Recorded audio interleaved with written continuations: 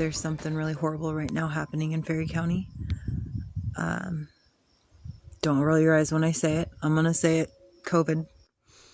Well, new tonight, we are hearing from a Ferry County woman who attended the super spreader event in Republic last month and is now pleading with others to take this outbreak and this virus seriously. Good evening, everyone. Thanks for joining us. I'm Whitney Ward. Welcome, everyone. I'm Mark Hanrahan. Natalie Medina posted a video on her Facebook page encouraging others to take precautions, and it's already been liked and shared more than 100 times. Yeah, she and I exchanged multiple messages here over the last few days. She says she just wants people to understand how much she loves Ferry County and the people who live there. Since that super spreader event that we first reported on last week, 116 people have tested positive and at least 2 have died, and almost a dozen more are in critical condition. That is why she says she's sending this message. Yeah, we're sick of hearing about COVID, but that's because we've been hearing about it for a year and a half and haven't really been touched by it until now. Natalie told me she was a karaoke DJ at the Eagles recruiting event that ended up being that super spreader last month, according to the health district. She also contracted COVID as well. I really feel bad about it. If I could go back and change it, I would, because people that were here 3-4 weeks ago when we had the event are no longer here today, and that makes me really sad.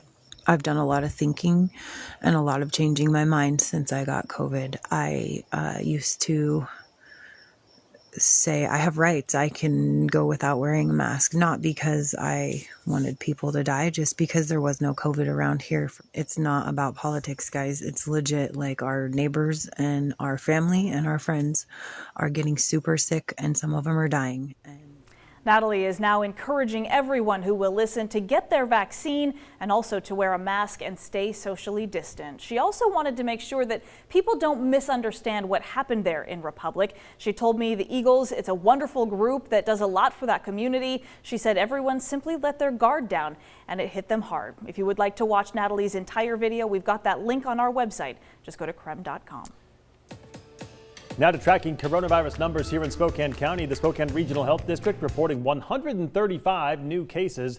That brings the total number of cases to 42,780 positive cases since the start of the pandemic. 2 new deaths were also reported today, and currently 82 people are hospitalized due to the virus. Drug maker Pfizer has officially begun the process to receive full FDA approval for its COVID-19 vaccine. The FDA is expected to authorize the vaccine for young adults ages 12 and older by early next week. The 2-dose shot has already been approved for emergency use in the U.S. for adults and older teens.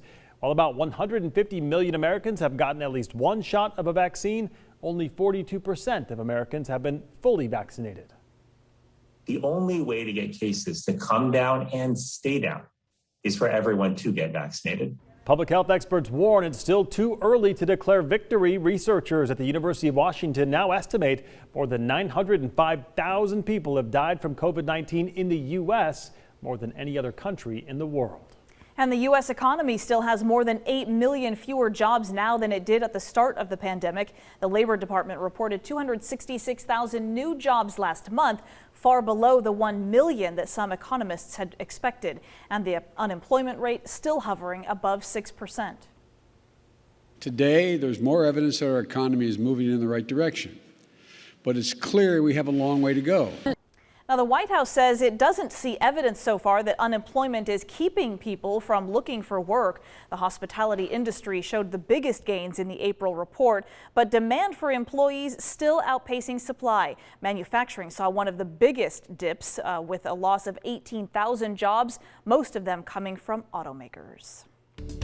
Switching gears, temperatures across the inland Northwest have taken a steep decline since yesterday. Tom Sherry is here with an update for us. Hi, Tom. Yeah, we had 83 degrees yesterday. Today it's just been cold, wet, and windy. You can see as you take a look at the Doppler radar with some satellite imagery as well. We've got some activity in the form of rain showers, mostly in northern Idaho, some in central Washington as well as into northeastern Washington. This is a closer view. We had some heavier rain in the Spokane area between the 4 and 5 o'clock hour. Much of that has moved off to the the east of us, but you can see out I-90 a little south of Ritzville. You've got a little cluster of some strong activity out there in the form of some heavy rain. We're at 52 degrees. You can look at how dark it is out there. That is the current webcam from over in Lake Coeur d'Alene, and the wind is blowing out of the west at 17 miles an hour. We'll look for an overnight low of 35 degrees, 61 the expected high tomorrow under mostly sunny skies, and then for Mother's Day Sunday, slight chance we might see a few pop-up showers in the afternoon. We'll look for daytime highs near 63. Keep in mind, for folks that have got some tender plants in those northern valley locations, you may get close to freezing tonight, so you may have to cover some of those up. I'll check your 10-day outlook coming up in a few minutes. Talk to you then, Tom. Thank you very much. Well, this is the last weekend to race Bloomsday. We caught up with a local wheelchair track and field athlete who says while she is excited to race it virtually again this weekend, she can't wait to be racing alongside her Paralympic idols in Spokane. Dana Marie McNichol has her story tonight. Doomsday Hill is a beast, whether you are running or pushing. You feel like you kind of want to die. Elizabeth Flock can laugh about it now, but for all you bloomies out there, you know that hill is no easy feat. The first year I did it, I was little and I had no clue.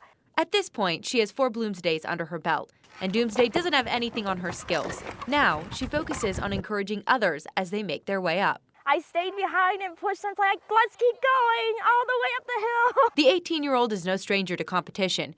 She trains for both long distance and sprinting, racing for the USA track team all over the world.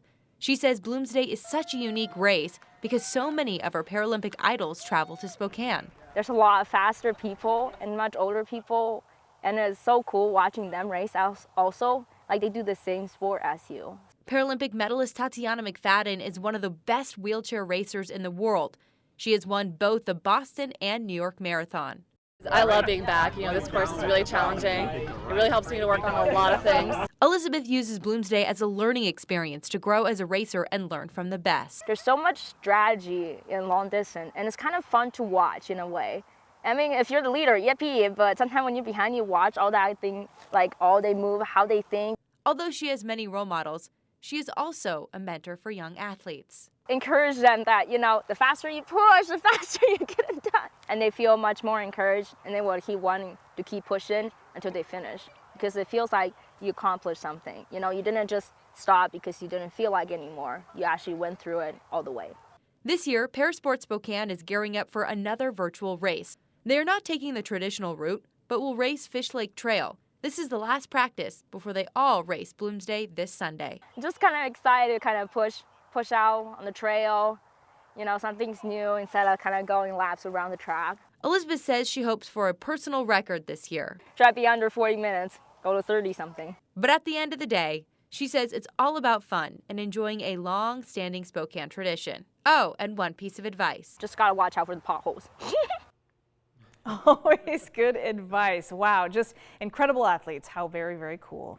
If you do want to participate in Bloomsday Worldwide still, don't worry because you're still not too late. You actually have until May 9th to get your race time in, so you can still register and you can still get it completed by this Sunday. So for the link on how to do that, just text the word Bloomsday to 509-448-2000.